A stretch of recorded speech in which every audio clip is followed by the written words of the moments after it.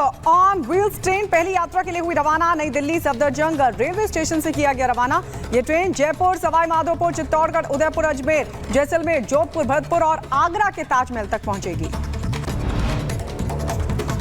मध्य प्रदेश के शाजापुर में मामूली विवाद में दो पक्षों में चली गोली। हमले में एक शख्स की मौत, 6 लोग घायल। पुलिस मामले की छानबीन में जुटी। तमिलनाडु के शिवकाशी में एक गोदाम में लगी भीषण आग पटाखों से भरा था। ये गोदाम त्योहार पर देश के कई शहरों में होनी थी सप्लाई। आग में भारी नुकसान की आशंका। मध्य प्रदेश में ग्वालियर जिला कोर्ट की नई बिल्डिंग से युवती ने खुदकुशी की कोशिश की। न्यायालय परिसर में मौजूद सुरक्षा कर्मियों ने युवती को कूदने से रोका। पटना में बदमाशों ने रंगदारी के लिए दिन दहाड़े की ताबड़तोड़ फायरिंग। इलाके में मचा हड़कंप। पुलिस बदमाशों की तलाश कर रही। यूपी के झांसी में उधार दिए पैसे मांगने पर विशेष समुदाय के लोगों ने युवक की पिटाई की। वीडियो सामने आने के बाद हरकत में आई पुलिस। 2 आरोपियों को पुलिस ने किया गिरफ्तार। दिल्ली के गांधीनगर कपड़ा मार्केट में दबंगों ने मचाया उत्पात। दुकान में घुसकर की तोड़फोड़। पुलिस ने 4 आरोपियों को धर दबोचा। दिल्ली में महिपालपुर फ्लाईओवर पर चलती कार में लगी भीषण आग। किसी के हताहत होने की खबर नहीं। उत्तर प्रदेश के बुलंदशहर में कांस्टेबल पिता की नाबालिग बेटे ने चाकू से गोदकर की हत्या। कार की चाबी देने से इनकार करने पर गुस्साए नाबालिग बेटे ने की हत्या। यूपी के कुशीनगर में जाली नोट मामले में एक और आरोपी का एनकाउंटर। पुलिस मुठभेड़ में 25,000 का इनामी मुस्तकिम घायल हुआ। सपा नेता समेत 11 आरोपी हो चुके हैं गिरफ्तार।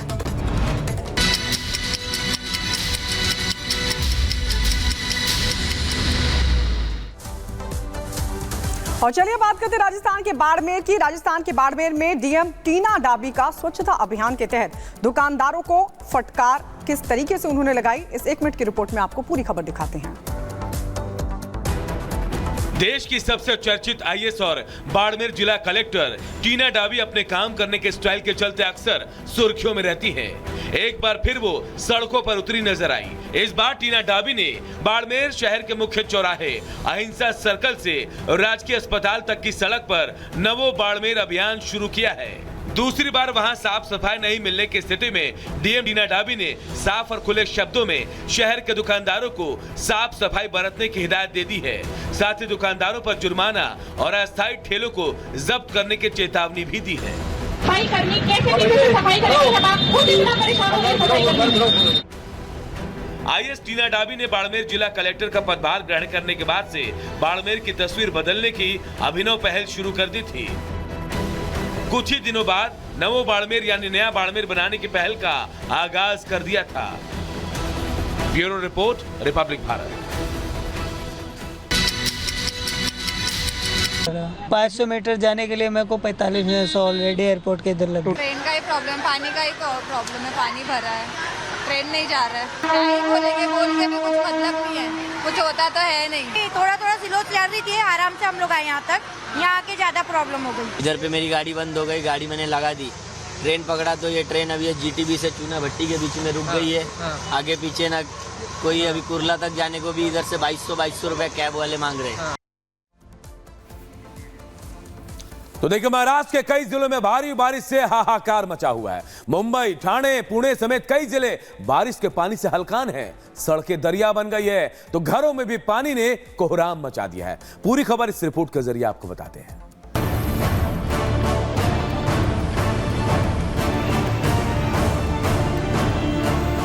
मुंबई में बारिश से मचा हाहाकार। थम गई माया नगरी की रफ्तार। दरिया बनी सड़कें, रेल पटरियों पर सैलाब। ये माया नगरी है जहां जाते जाते सितंबर का सितम देखने को मिल रहा है, जहां आसमान से बरसती आफत ने कोहराम मचाया हुआ है। बुधवार शाम से हो रही बारिश से मुंबई हलकान है।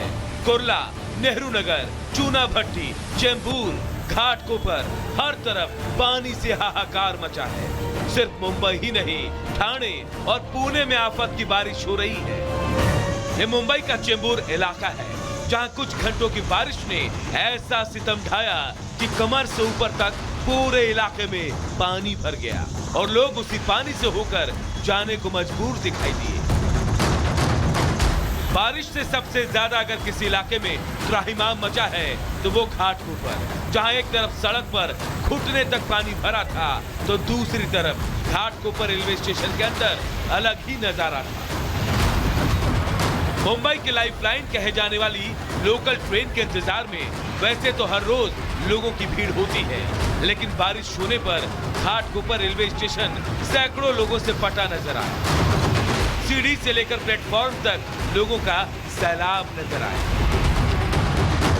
वहीं दूसरी तरफ चूना भट्टी रेलवे स्टेशन में रेलवे ट्रैक डूब गया, जिसके चलते ट्रेन की आवाजाही पर असर पड़ा और लोग उसी ट्रैक से होकर गुजरते मजबूर दिखाई दिए। नेहरू नगर और कुर्ला ईस्ट में भी बारिश का सितम देखने को मिला।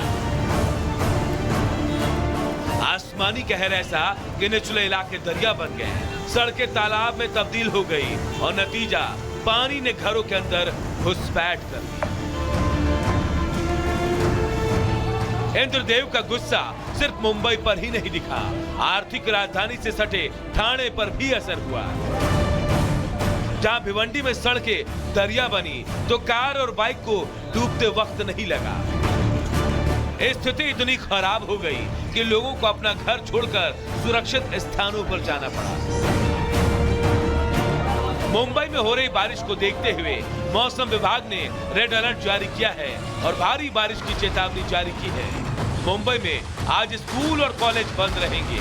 बीएमसी प्रशासन ने नागरिकों से अपील की है वो घर पर ही रहें, बहुत जरूरी होने पर ही बाहर निकलें। आईएमडी ने मुंबई, ठाणे, रायगढ़ और रत्नागिरी जिलों में भारी बारिश और गरज के साथ बिजली और तेज हवा चलने की संभावना जताई है। मौसम विभाग की चेतावनी के बीच बीएमसी कमिश्नर लगातार कंट्रोल रूम में स्थिति पर नजर बनाए हुए हैं और पल पल की अपडेट भी ले रहे हैं। उधर खराब मौसम को देखते हुए मुंबई एयरपोर्ट पर 2 फ्लाइट्स को डाइवर्ट कर दिया गया, तो वहीं 60 फ्लाइट्स को वापस लौटाया गया। Bureau report, Republic Bharat. और अब बात करते हैं प्रधानमंत्री नरेंद्र मोदी के महाराष्ट्र दौरे की। आज पुणे का दौरा करेंगे प्रधानमंत्री मोदी और यहां पर आपको बता दें शिवाजी नगर से स्वारगेट तक मेट्रो को दिखाएंगे। आपको बता दें नई मेट्रो लाइन के भूमि पूजन के समारोह का भी आयोजन किया गया है, जिसमें शामिल होंगे प्रधानमंत्री मोदी। तो आज पुणे दौरे पर रहेंगे मोदी। ये बड़ी जानकारी आपको दे दें, शिवाजी नगर से स्वारगेट मेट्रो को हरी झंडी दिखाएंगे। इसके अलावा नई मेट्रो लाइन के भूमि पूजन समारोह का भी आयोजन नरेंद्र मोदी करने वाले हैं। महाराष्ट्र के दौरे पर रहेंगे, पुणे पहुंचेंगे प्रधानमंत्री मोदी, जहां पर नई मेट्रो लाइन के भूमि पूजन समारोह में वो शिरकत करेंगे और साथ ही आपको बता दें शिवाजी नगर से स्वार मेट्रो को भी दिखाएंगे हरी झंडी। और दिल्ली से जुड़ी बड़ी खबर आपको बता रहे हैं, आज से दिल्ली विधानसभा का 2 दिवसीय सत्र बुलाया गया है विधानसभा का और बेहद खास ये सत्र रहने वाला। कहा जा रहा है कि दोनों दिन हंगामेदार हो सकते हैं। आतिशी सरकार के गठन के बाद ये सत्र बुलाया गया है। तो देखिए विशेष सत्र 2 दिन का दिल्ली विधानसभा का बुलाया गया और आज से इस सत्र की शुरुआत हो रही है। आज और कल 2 दिन का यह सत्र होगा। विधानसभा सत्र में हंगामेदार होने के आसार हैं। आतिशी सरकार के गठन के बाद ये विधानसभा सत्र बुलाया गया है और कहा जा रहा है कि जोरदार हंगामा इस सत्र में हो सकता है। आतिशी के मुख्यमंत्री बनने के बाद पहली बार इस सत्र बुलाया गया, 2 दिन का विशेष सत्र बुलाया गया है और कहा जा रहा है कि दोनों दिन हंगामा हो सकता है दिल्ली विधानसभा में। तो 2 दिन का विशेष सत्र आज से दिल्ली विधानसभा के लिए आज से शुरू हो रहा है। और अब बात करते हैं कांग्रेस के नेता राहुल गांधी की। कांग्रेस के नेता राहुल गांधी जो अक्सर मोहब्बत की दुकान की बात करते हैं, लेकिन इस तरह के बयान देते हैं कि उन्हीं की पार्टी के एजेंडे के खिलाफ हो जाता है। चाहे बात विदेशी धरती पर भारत के अपमान की बात हो या फिर देश के लोकतंत्र पर सवाल उठाना हो, ये तमाम बयान उनकी ही पार्टी के लिए फजीहत साबित होते हैं। और इस बार उन्होंने कश्मीर में ही कश्मीरी पंडितों को रिफ्यूजी से जोड़ दिया। आइए इस रिपोर्ट के जरिए आपको दिखाते हैं।